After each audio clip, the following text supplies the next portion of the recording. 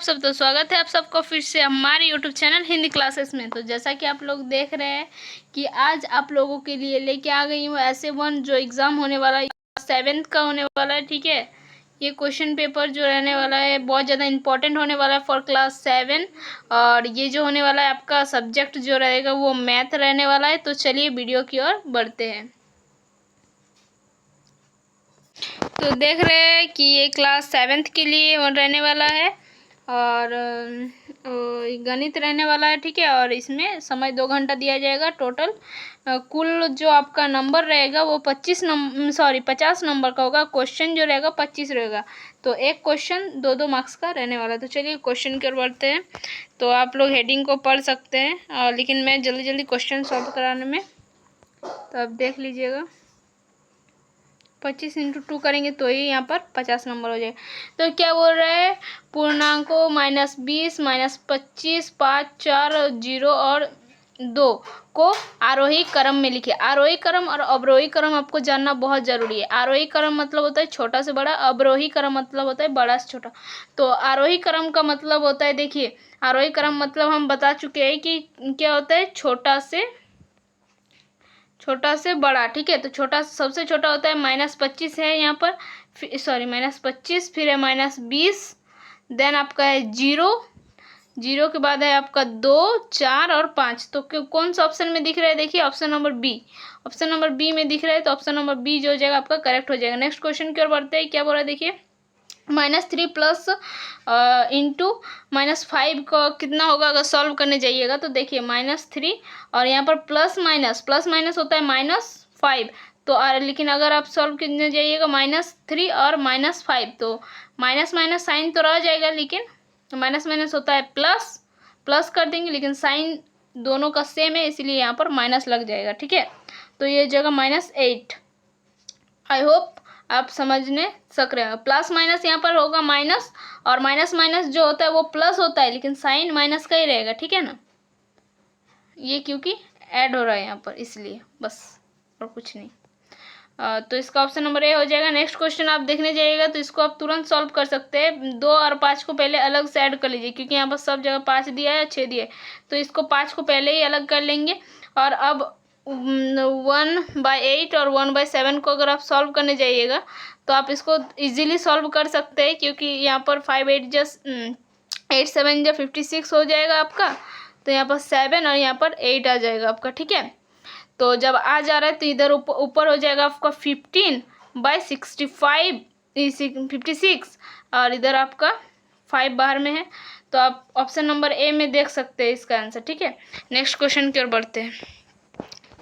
क्या बोल रहा है, पूर्णांकों के लिए योग्य तत्समक क्या है। तो योग्य तत्समक क्या होता है, 1 होता है, 0 होता है या 100 होता है, इनमें से कोई नहीं। तो ये जो होता है वो 0 होता है। Option number B is correct.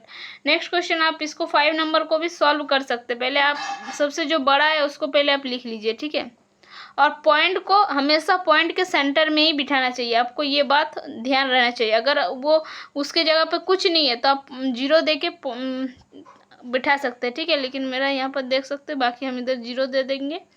और ये एक है तो इसको भी उतार लेंगे 15.02, और पीछे कुछ नहीं है तो 0 दे देंगे। ठीक है, क्योंकि सब तरफ बराबर करने के लिए। अब इसको ऐड करने जाइएगा तो 2 2 2, और इधर ऐड के टाइम हमेशा पॉइंट को सेंटर में बिठाना चाहिए। ठीक है, और इंटू के टाइम आप गिन के दे सकते हैं, लेकिन ऐड के टाइम आपको सेंटर में बिठाना पड़ेगा। और 3 को 15 है तो ये 45 हो जाएगा। तो 45.222 ऑप्शन नंबर आपका B is correct. Next question क्या होगा, अब इसको इंटू करिएगा। 25 × 25 मतलब 25 का अगर आपको स्क्वायर पता है तो आप कर सकते हैं इजीली। 25 का स्क्वायर होता है 625। अब हम इंटू के टाइम में क्या बोले ना, इंटू के टाइम में आप पॉइंट जितना रहता है उतना घिसका के दे दीजिए इधर से। तो इधर एक घर के बाद इधर पॉइंट है, तो और इधर एक घर के बाद इधर पॉइंट, मतलब टोटल पॉइंट जो है वो 2 घर के बाद है। तो एक घर और 2 घर पीछे से देना है। ठीक है, तो बीच में यहाँ पर दे दिए। अगर मान लीजिए कि अगर यहाँ पर मेरा इस तरह का रहता, ठीक है, तो हम पॉइंट कहाँ देते, तब भी पॉइंट हम 2 घर के बाद ही देते कि अगर, लेकिन आप ऐसा सोचिए अगर मेरा ये कोई संख्या रहता, ठीक है, और इसका मुझे करना है, तो अब बताइए मैं इधर पॉइंट कहाँ पर देती। तो आप अगर देखते तो इधर पॉइंट एक घर के बाद हो गया और इधर 2 घर के बाद, तो पॉइंट में टोटल 3 घर के बाद देती। तो इसको मैं मल्टीप्लाई करती और इधर से गिनती पीछे से और 3 घर के बाद पॉइंट देती, क्योंकि इधर से 1 घर और इधर से 2 घर पॉइंट बाद आ रहे हैं ना। तो पीछे से देखना है, पॉइंट भी पीछे से ही बिठाना है आपको। तो आपको मैं आशा करती हूँ कि आप लोग समझ गए होंगे ये चीज़। तो इसका ऑप्शन नंबर बी हो जाएगा, ठीक है। और नेक्स्ट क्वेश्चन क्या बोला है देखिए। तो 7 नंबर क्वेश्चन है 3/5 का व्युत्क्रमान है। व्युत्क्रमान मतलब आपको बताना है कि व्युत्क्रमान मतलब क्या होता है, ठीक है। और मैं चाहती हूँ कि इसका आंसर आप लोग कमेंट में दें, क्योंकि एक क्वेश्चन तो आप लोग का भी तो बनाना चाहिए ना। ये बहुत ही आसान चैप्टर है, ये पहले चैप्टर सब में ही आता है, ठीक है, क्लास 7 के बुक में। और क्या बोल रहा है, ए का पावर 0 है तो मान क्या होगा। अगर हम एक चीज़ आपको बता देते, किसी का पावर में अगर 0 रहता है ना तो उसको 1 लिख सकते हैं। क्या लिखेंगे, 1। अगर मेरा नीचे कुछ भी रहे, जितना भी बड़ा संख्या ले रहा है, लेकिन ऊपर में अगर 0 है पावर में, तो ये 1 हो जाएगा, ठीक है।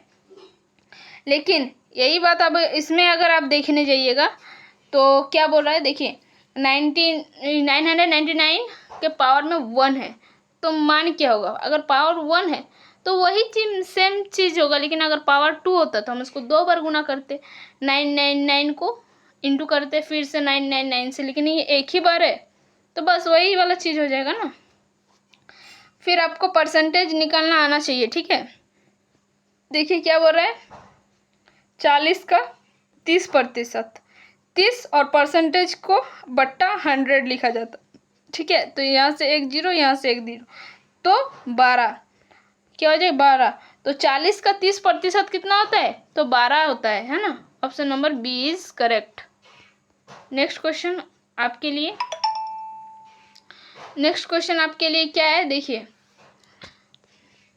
नेक्स्ट क्वेश्चन आपको बोले 400 रुपया का 3% वार्षिक ब्याज की दर से 4 वर्षों के लिए क्या लिखा है, साधारण ब्याज कितना होगा।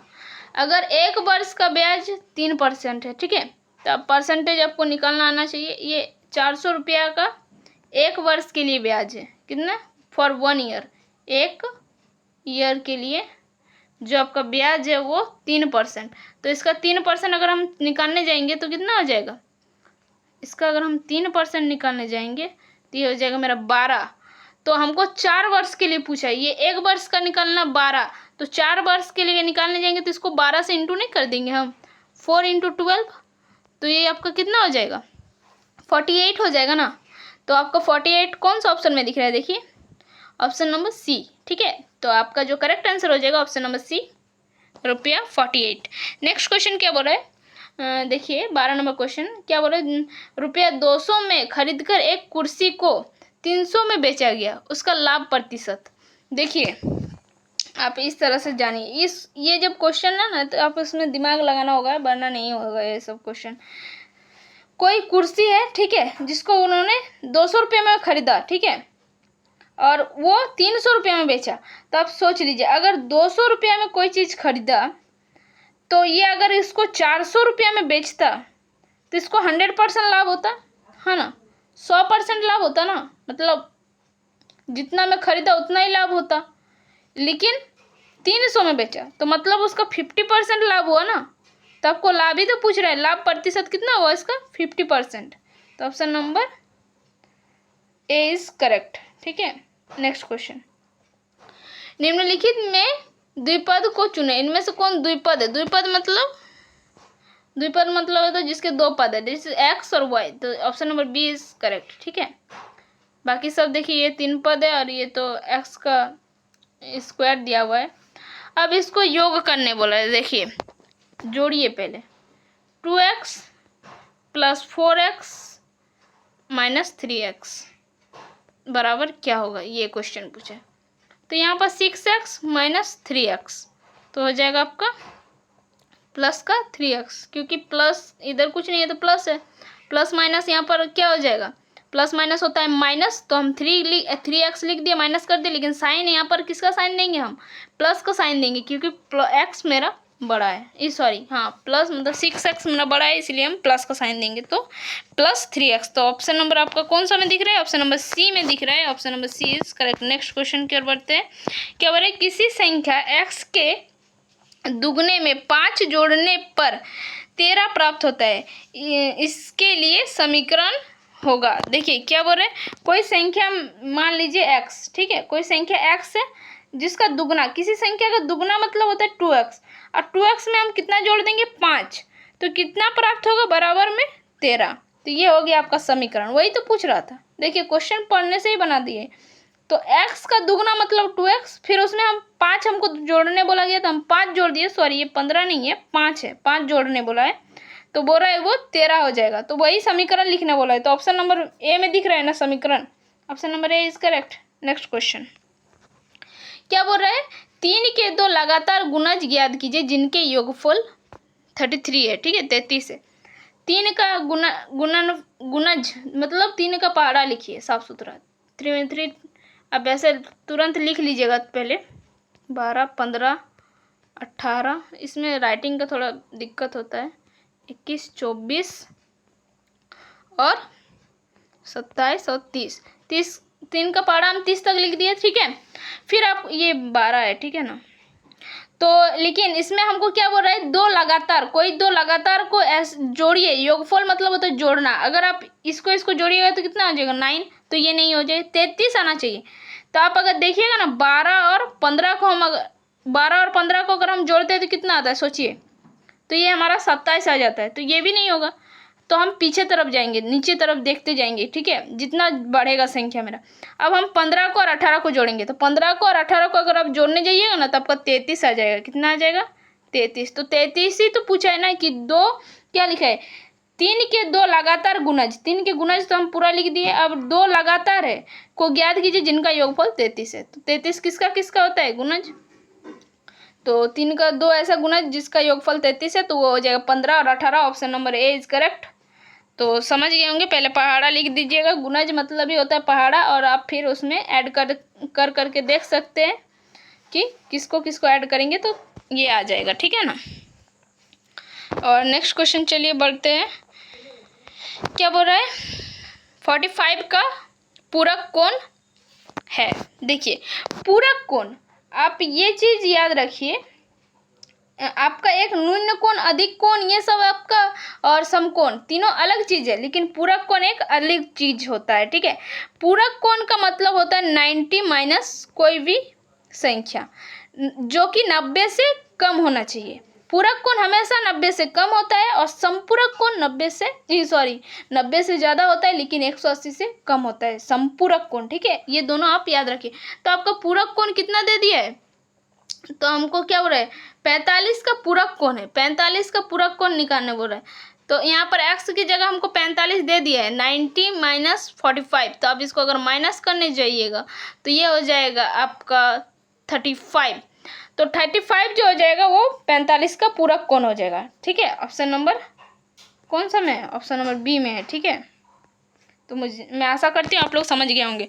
फिर क्या लिख रहा है? देखिए, ऐसे कोण ज्ञात कीजिए जो अपने पूरक कोण से 20 अधिक है। क्या है? 20 अधिक है ना। तो देखिए ऐसा कोई कोण हम x मान लेते हैं, ठीक है, जो कि अपने पूरक कोण मतलब होता है 90 माइनस एक्स से 20 अधिक है प्लस 20। अब अगर इसको सॉल्व करने जाइएगा तो ये माइनस वाला x इधर आएगा तो प्लस x हो जाएगा। तो हम यहाँ पर लिख ले रहे हैं आपके वजह से एक और स्टेप। ये 2x हो गया, एक इधर से था और इधर एक x ये आ गया, ठीक है। यहाँ पर 90 प्लस 20 बचा, तो इधर x प्लस x मैंने 2x और यहाँ पर 90 प्लस 20 मतलब 110। तो इसको अगर आप काटने जाइएगा तो ये 55 हो जाएगा। तो x का मान कितना आ गया मेरा? तो वो कोण मेरा कितना निकला? तो वो कोण मेरा है 55 डिग्री, ठीक है। तो option number B is correct. समझ में आ गया होगा। कोई ऐसा आप x मान के कीजिए जो कि पूरक कोण मतलब ही जानते हैं हम लोग 90 माइनस एक्स, लेकिन जो बोला पूरक कोण से 20 अधिक है। अधिक मतलब जब अधिक दे देगा तो प्लस कर देंगे वो संख्या को। अगर 20 दे दे, अगर 40 से अधिक पूछता तो हम प्लस 40 कर देते, उसमें क्या है ना। इस टाइप का होगा। क्या फिर क्या हो रहा है? 100 का संपूरक कोण।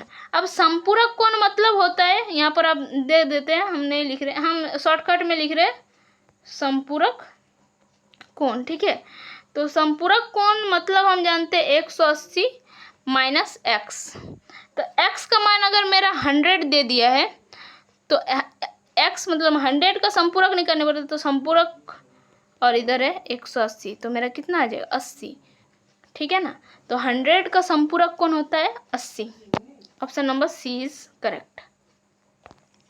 नेक्स्ट क्वेश्चन क्या बोल रहा है और ज़्यादा क्वेश्चन नहीं है, 25 भी क्वेश्चन रहेगा, ठीक है। क्या बोल रहा है देखिए,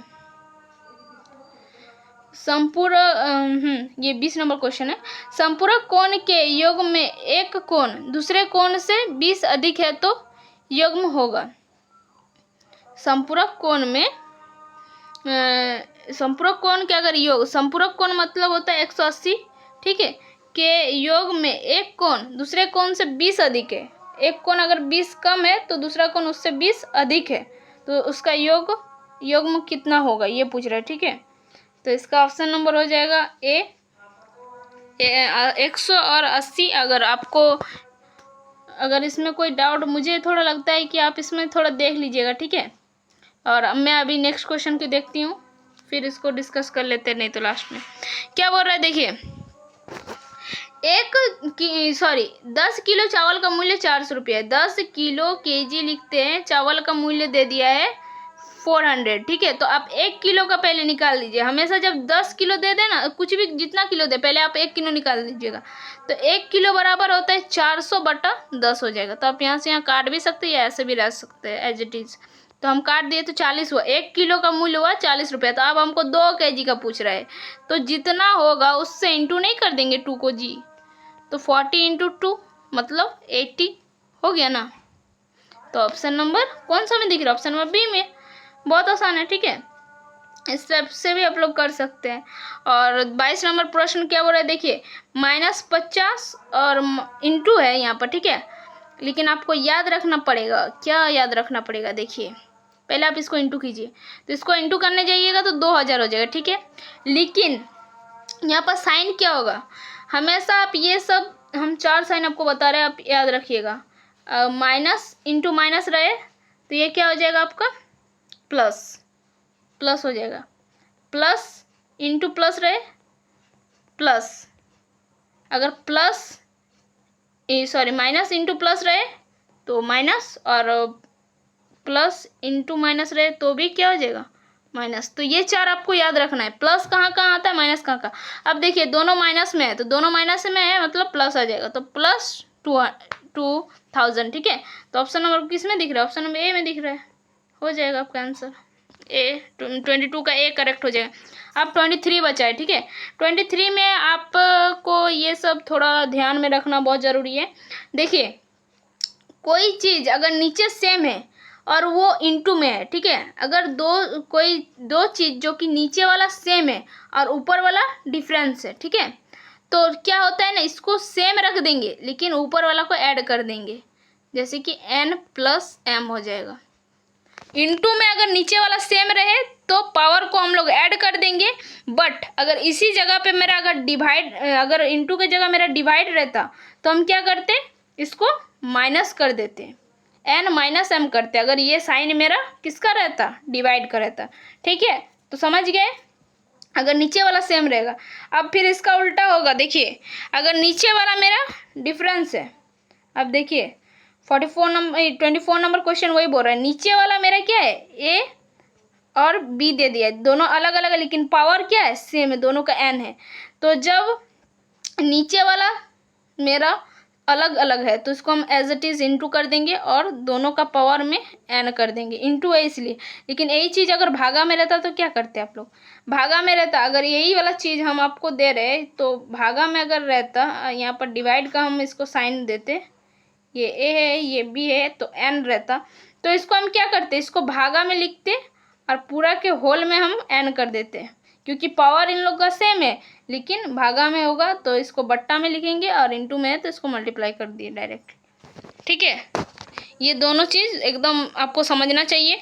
ऊपर वाला सेम होगा तो क्या होगा और नीचे वाला सेम होगा तो क्या होगा। फिर अगर आप इसको सॉल्व करने जाइएगा तो किसी के पावर में अगर माइनस में रहा तो मतलब वो बट्टा में है चीज़, वो चीज़, ठीक है। किसी के चीज़, कोई भी चीज़ अगर -1 या फिर -5 कुछ भी रहे, इसका मतलब है कि वो चीज़ बट्टा में है, ठीक है। ये है आपका क्वेश्चन। तो आप इसको सॉल्व करने जाइएगा तो ये आ जाएगा आपका 5 और इधर आ जाएगा आपका 1 + 25, मतलब ये 26/5। और माइनस वाला नहीं होगा क्योंकि माइनस साइन का कोई यहाँ पर रोल ही नहीं है, तो ये हो जाएगा ऑप्शन नंबर डी, क्योंकि उसमें दिख रहा है 26/5। तो बस देख लीजिए, आज को मेरा बस इतना ही क्वेश्चन था, 25 क्वेश्चन। और अगर वीडियो अच्छा लगे तो please like, share and subscribe. तो बस आज के लिए इतना ही, फिर मिलते हैं नेक्स्ट वीडियो में। तब तक के लिए बाय बाय, टेक केयर, जय हिंद, वंदे मातरम।